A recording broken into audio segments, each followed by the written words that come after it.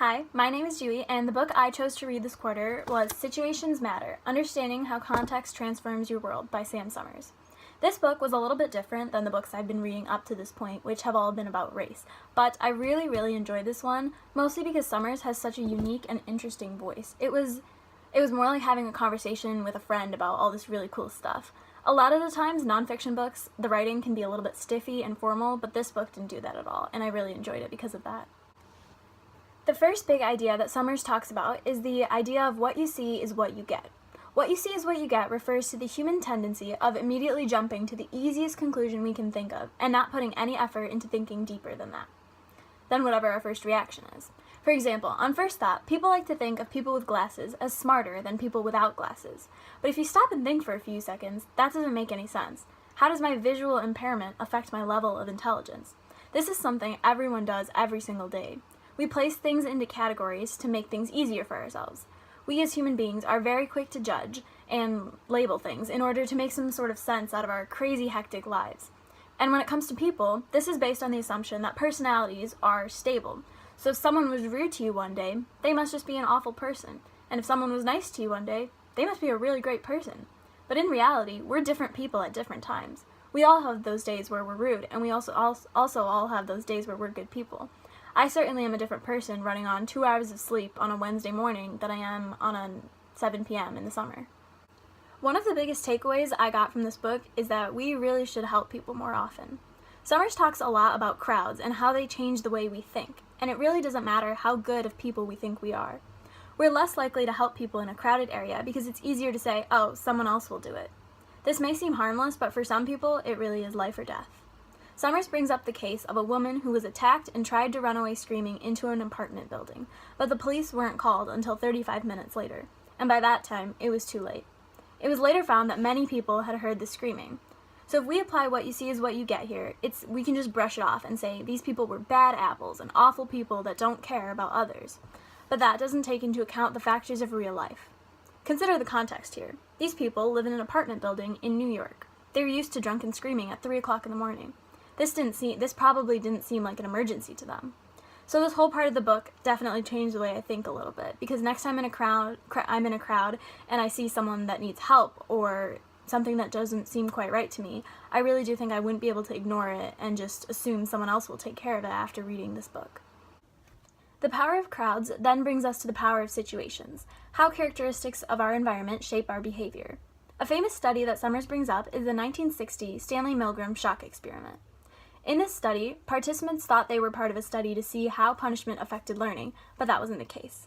The participants were labeled as the teachers, and another group labeled the learners was actually just full of actors. The participants were told to read word pairs, and every time the learners got the word pairs wrong, the participants had to administer shocks with greater and greater intensity as the experiment went on. So obviously, no one was actually being shocked. That would be super unethical. But the participants believed that the learners were hooked up to machines in the other room that was administering shocks to them. The actors had pre-recorded responses to these shocks. Like for one of the stronger shocks, there was a response of, I can't stand the pain, let me out of here. And by one of the strongest shocks at the end, the learner didn't respond at all. Before doing this study, Milgram asked psychiatrists how many people they thought would go all the way to the end of the shock panel, the highest shock that simply read XXX. These psychiatrists guessed that 1 out of 1,000 people would do it, which is only 0.1%. The data showed that almost 3% of people went all the way. Small other factors had a huge effect on this data as well. Like, if the experimenter removed his lab coat, aka removed some of his authority, people were less likely to continue with the shocks. Or if this experiment was moved from the university setting to like some random office building, people were also less likely to keep administering this study shows just how powerful situations can be and how important they are in explaining behaviors. The example that Summers brings up is the Holocaust. Most likely, it's not that every single Nazi was a sadistic person born with evil, but instead they were just following orders and doing what they were told. It's human nature to do what we're told, but sometimes following orders without question can have drastic consequences. So I am a hopeless romantic, so my absolute favorite part of this book was when Summers discussed the psychology and the context behind love. His biggest point is that familiarity is what creates love, which is something that I found super interesting. The more times you see someone, the more likely you are to find them attractive. It's also the same reason why when you hear a song and you're like, I feel like I've heard this song before, you're more likely to enjoy the song. Or when you meet someone and you say, haven't we met before? Or I feel like I've seen you around, you're more likely to like them as a person. Another factor in love is reciprocity, which is the social norm of responding to a positive action with another positive action. So in the context of love, this would mean if you find out that someone has a thing for you, you're more likely to end up liking them. They seem more attractive to you. Summers says, becoming aware of someone else's feelings opens the door to new relationship possibilities, prompting you to see this admirer in a new light. At the very least, you now know that this is a person of refined taste, right? So that was kind of an example of how he talks throughout the book. It's super informal, lots of rhetorical questions and little jokes like that, which I loved. Another factor in love is overcoming obstacles. So the harder a person is to be with, the more we want to be with them. It's a lot like Romeo and Juliet.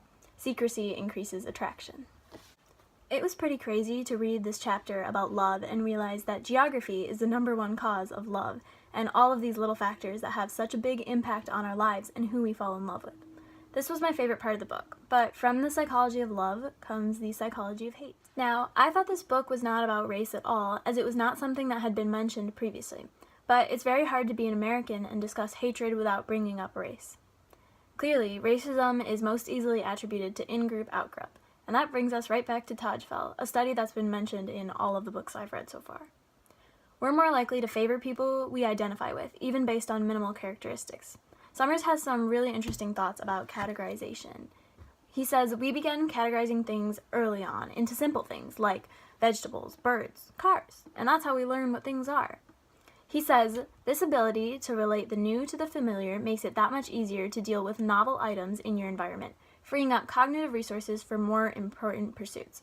This also relates to schema theory. We learn what things are by relating them to things we know.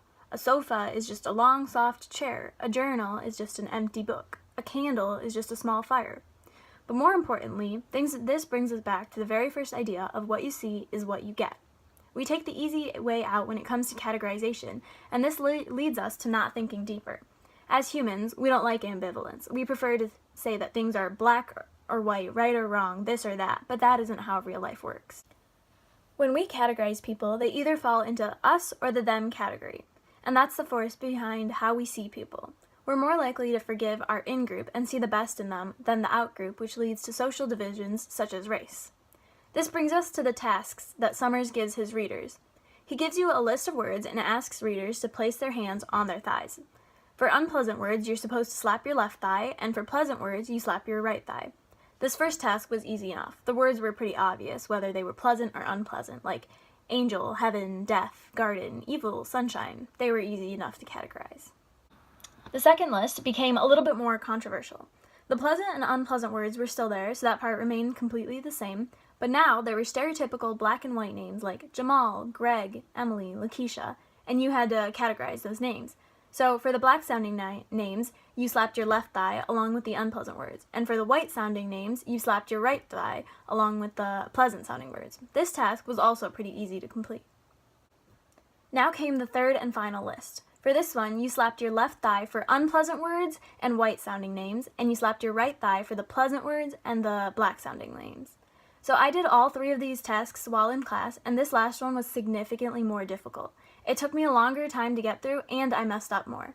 And this is exactly what Summers had predicted would happen. So I had a suspicion that one of these tasks was going to show racial bias, and still I thought I would be above it.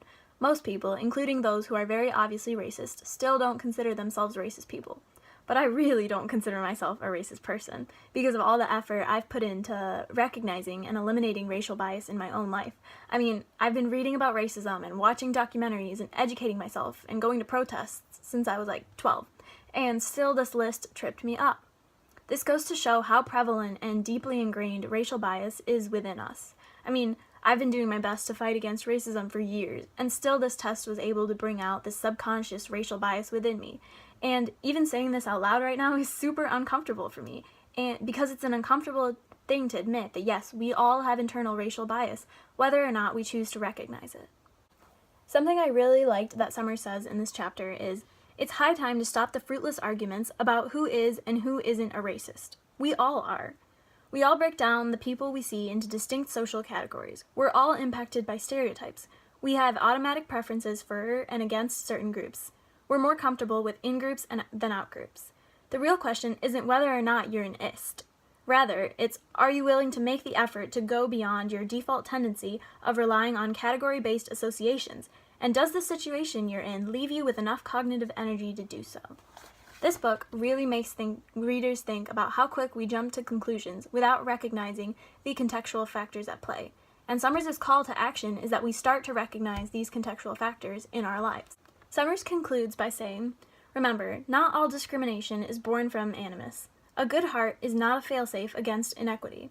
In hate, as in love, what you see is not always an accurate reflection of what, deep down, you get.